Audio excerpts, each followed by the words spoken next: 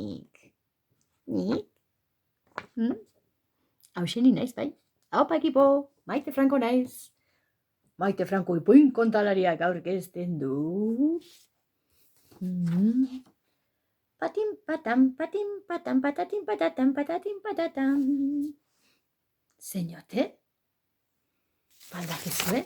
Ze ipuin kontatuko dugun? Asmakizun bat botako dut, asma dezazuen.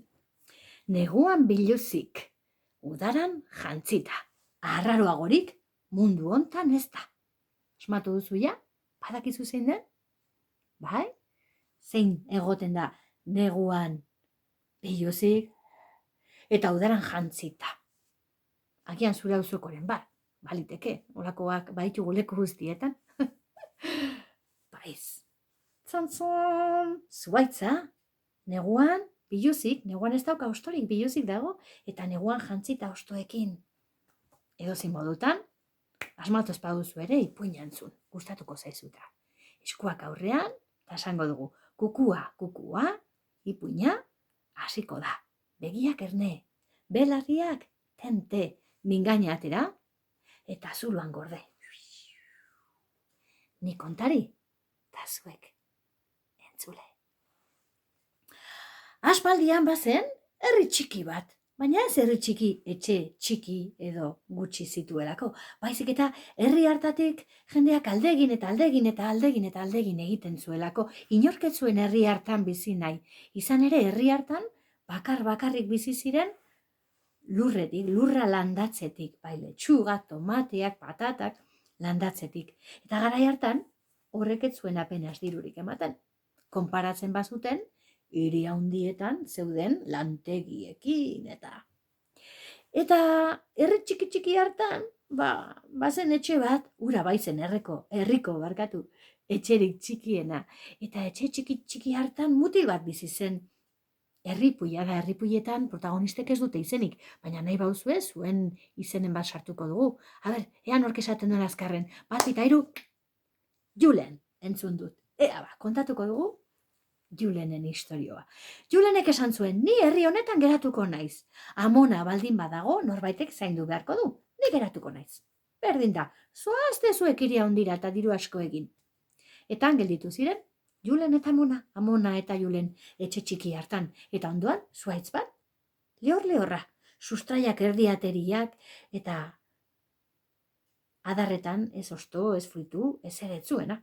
Zuaitz lehorra ditzen ziotena, besterik gabe. Gau batean, antzeuden Julen eta Amona, lotarakoan, eta orduan Julenek izan zuen oso amets arrarua. Agertu zitzaion gizon bat, gorriz eta berdez jantzita, eta antzi joan, patin patatin patatan. Gizonak amets hartan Julen ikusi, hurbildu eta galdetu zion. Zu Julen zara? Bai, hau zuretzako da. Eta mantzion, mapa bat. Hiri handiaren mapa. Plaza bat agertzen zen, eta plaza hartan gurutze bat. Kra. Eta baju belarrira esan zion. Hiri handiko plazan, dirua dantzan.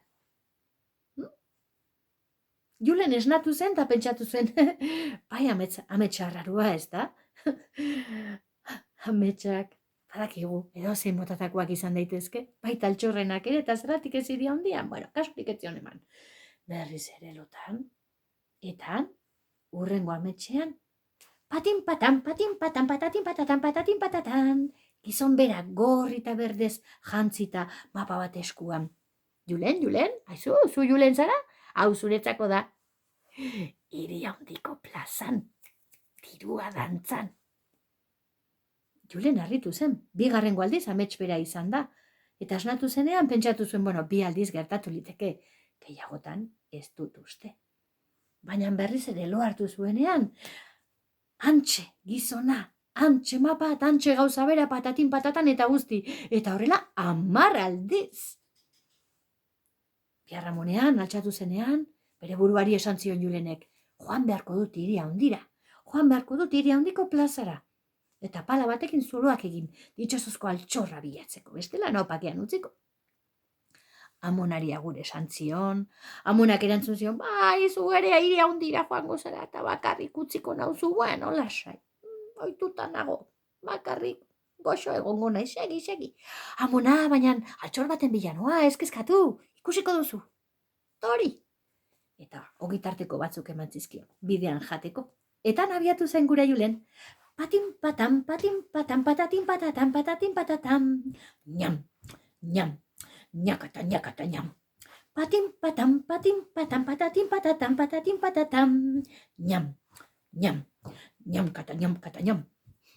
Gau bat edo beste basoetan pasabiar izan zuen, eta azkenean iritsi zen, ere handira, angolantegia jendetza, eta plazarik handienean, pala bat erosi, eta mapa gogoan zuela, gogoratzen zela, isa zela eta etzela non ote zegoen, hantxe zuloak egin eta egin hasi zen. Egun osoa eman zuen, zuloak egin. Eta zer aurkitu ez? Tira, lehenengoan, normala. Biharra munean, hantxe zuloak egin eta egin, satorra baliz bezala, jarraitu zuen egin eta egin. Eta berriz ere, deus ere ez. Tira, bi egunetan, azkarregi izango litzateke, ea hirugarrengoan, jarraitu zuen zuloak egiten. Baina keba, ezertxo ere ez, hori hirugarren egunean, nabaritu zuen gizon bat begira zuela. Eta gizon hasi joan, gorriz jantzita eta zeozer berde ere bazeraman. Tantza pixkat euki zezakeen ametxean ikusten zuen tipuarekin. Hurbildu zitzaion gizona, eta galdetu zion Juleni. Aizu motel, ze ari zara? 3 egun daramatzazu hemen, zuloak egin eta egin, zeren bila ari zara? Parrengo guzu gizona, altxor baten bila. Amets batean entzun nuen hemen altxorra bazela, eta herri txiki batetik etorri naiz espreski hortarako, eta amets batean entzun duzulako hori? Amets dira motel, jakingo bazenu. Bargauean nik ere amets egin nuen, herri txiki batean, non bakarrik etxe txikia eta zuhaitz lehor bat geratzen ziren, zuhaitz batola ez osto, ez fruitu, sustraiak erdiateriak zituena, eta hor barruan ez da eta mona bat biziote zen edo, hor, sustrai azpian, zuhaitz horren sustraipean, altxorra bazela. Txame txarraroa. Eta ze uste duzu motel, araño joango naizela, herri horren bila? Auskalo, nonote dagoen ere, ametsak amets dira motel, segi zure etxera. Gizonak aldegin eta orduan Julenek bat ere pentsatu gabe korrika itzuli zen etxera.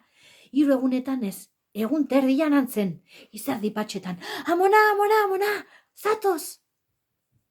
Joan ziren, zuhaitz aldera, eta eskuak erabilita espalarik eta ezer, zuloak egiten hasi zen ero moduan gure Julen. Altxorra bazen, ala etzen. Nork uste du baietz, nork esetz. Handi guen ereiz, bueno, ez dugu hemen txapelketa bat egingo. Bai, altxorra bazen kutsa handi bat, urrezko txamponez beteta, dirutza zenura, benetan dirutza. Eta Julenek bere ala jakin zuen diru hori, zertan gastatu. Esango zu etxe handiago bat, janari hobea. Ez, Julenek bazekien, herriko bere lagun guztiak gurasoekara eramanda hiri handian zirela, eta faltan botatzen zituen. Amonarekin goxo zegoen, baina lagunekin beti ere, hobeto pasatzen dugu, ez? O batzutan behintzat. Orduan, erabaki zuen lantegi bat irekitzea, txokolatezkoa gainera, eta horrela, herrian bizi zirenak eta hiri handira joan zirenak, berriz ere herrira itzuli eta lantegi handi hartan egin zuten lan. Eta ez, herria abandonatuta. Berriz ere herri txikia jendez bete zen, txokolate usai zoragarri horrekin, askoz ere bizimodu zoragarriagoa izan zuten handik aurrera. Ametsak amets dira, baina eta betetzen badira.